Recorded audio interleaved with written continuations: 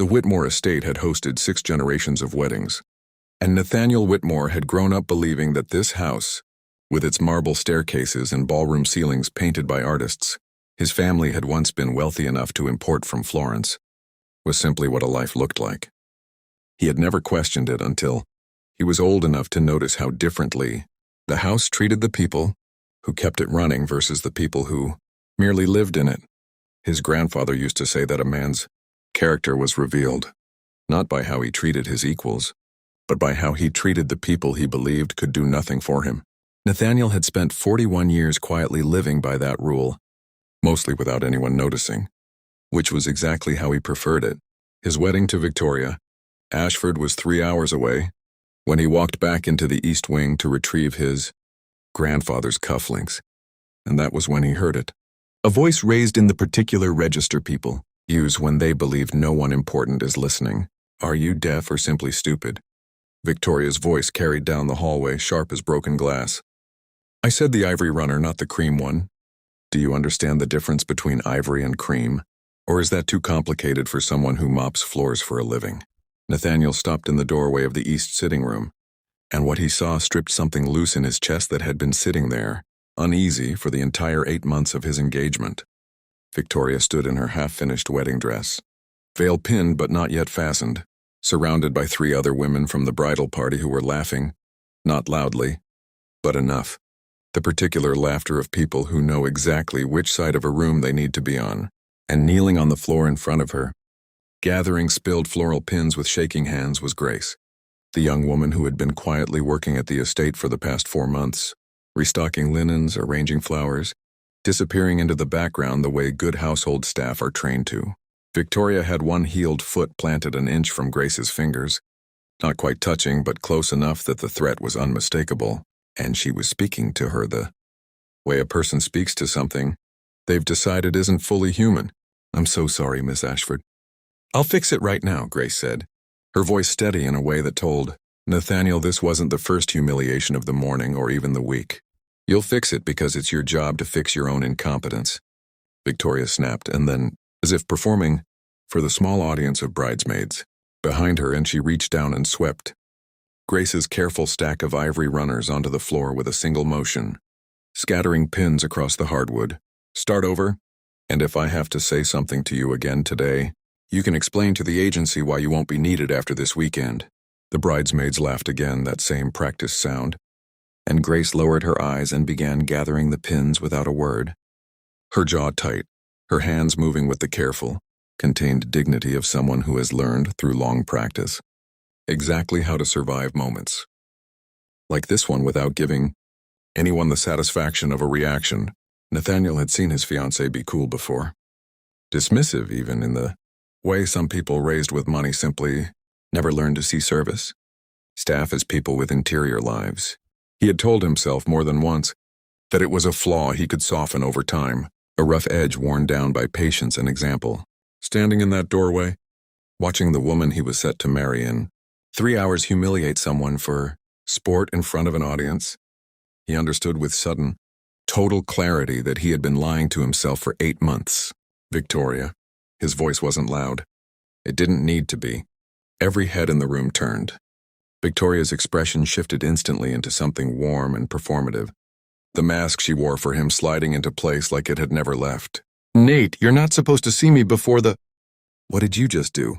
It wasn't a question. I was handling a staffing issue.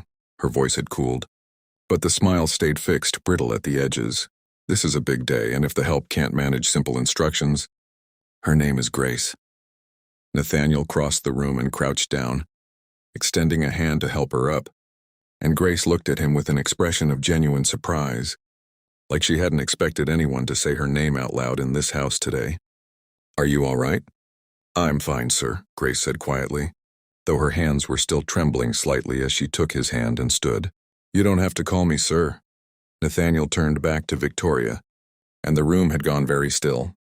How long has this been happening? Nathaniel, don't be ridiculous. We have a wedding in...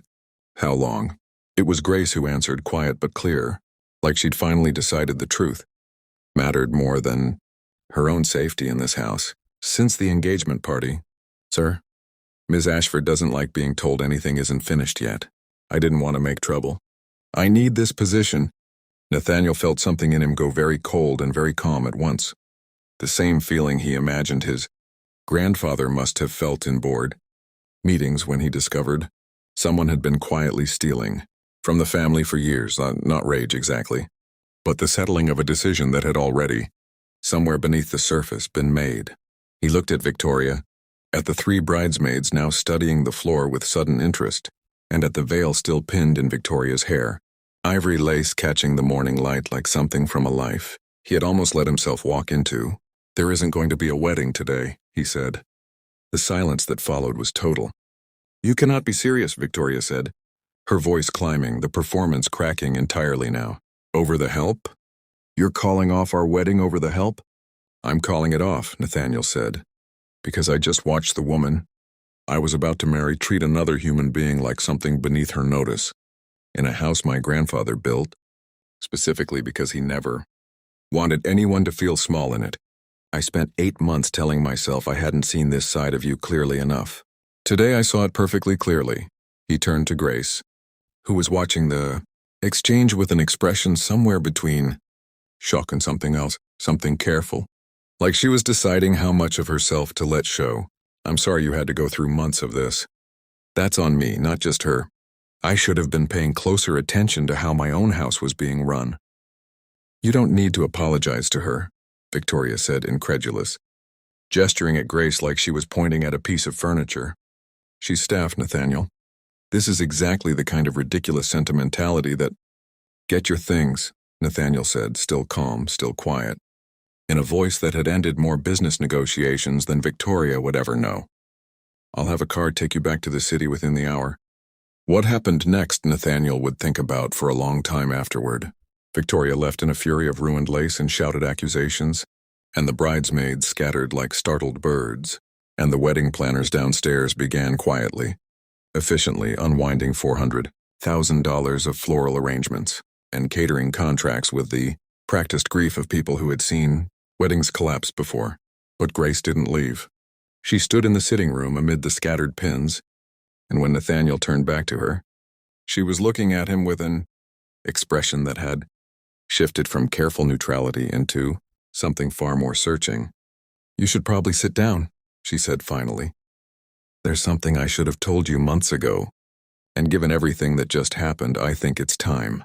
Nathaniel sat. Grace remained standing, folding her hands in front of her the way someone does when they are about to say something they've rehearsed many times and never quite found the courage to speak aloud. "My grandmother's name was Eleanor Bennett," she said. "She worked in this house 60 years ago, when your grandfather was a young man just inheriting the estate from his own father.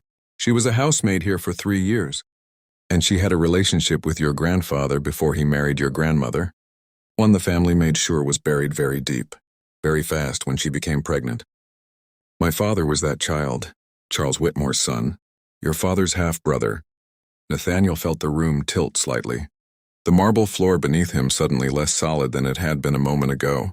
"My father grew up poor 2 towns over, never acknowledged, never given a cent of the name or the money that should have by rights included him.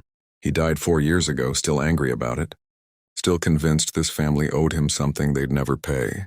I didn't come here for revenge, or money, or to make some grand claim on anything."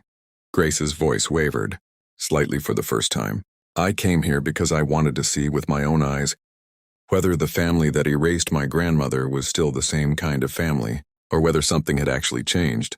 I took a housekeeping position under my mother's maiden name so no one would recognize the connection. I wanted to watch quietly and decide for myself whether the Whitmores were still people who only valued each other and threw everyone else away."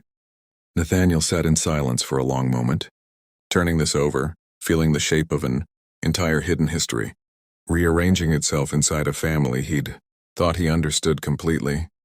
"And what did you decide?" he asked finally, quietly. "I decided most of you were exactly what I expected," Grace said.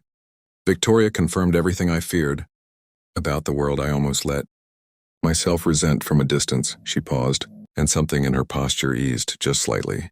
"But you didn't know I was watching. You didn't perform kindness for an audience." You said good morning to the gardener by name every single day. You covered for the young server who broke a vase last month instead of letting her get fired. Today, you called off your own wedding rather than let someone be humiliated in front of you. That's not something a person fakes for months without slipping, Nathaniel. That's just who you are. You're my father's family, Nathaniel said slowly, still absorbing it. We're cousins. We are, Grace said. I'm not here to take anything from you. I never was. I just needed to know the truth about who you people had become. After everything that was done to my grandmother. Nathaniel looked around the ruined sitting room. The scattered pins, the ivory runner still crumpled on the floor, the wreckage of a wedding that had been built on foundations he now understood were rotten in more ways than he'd realized that morning, and felt strangely lighter than he had in months. My grandfather made a terrible mistake, and my family let it stay buried for 60 years. Because it was easier than facing it, he said. I can't undo that, but I can make sure it stops being buried today. You're not staff in this house anymore, Grace. You're family, and families don't disappear into service quarters and clean up after people who treat them like they're invisible. Grace's eyes filled. The careful composure she'd maintained through months of quiet humiliation finally giving way to something raw and unguarded. I wasn't expecting any of this when I woke up this morning, she said, half laughing through the tears. I was expecting to fold napkins for your wedding and go home. Turns out we're both getting a very different day than we planned, Nathaniel said, and for the first time since he'd walked into that room and watched his fiancée's true face reveal itself, he felt something settle in his chest that had nothing to do with the wedding at all. The quiet, unexpected relief of discovering that the family he came from was larger and stranger and far more worth saving than he'd ever known that morning. Outside, the ivory runners were being carried away, and the marble staircase stood empty in the afternoon light, waiting for a very different kind of beginning than the one it had been dressed for that day.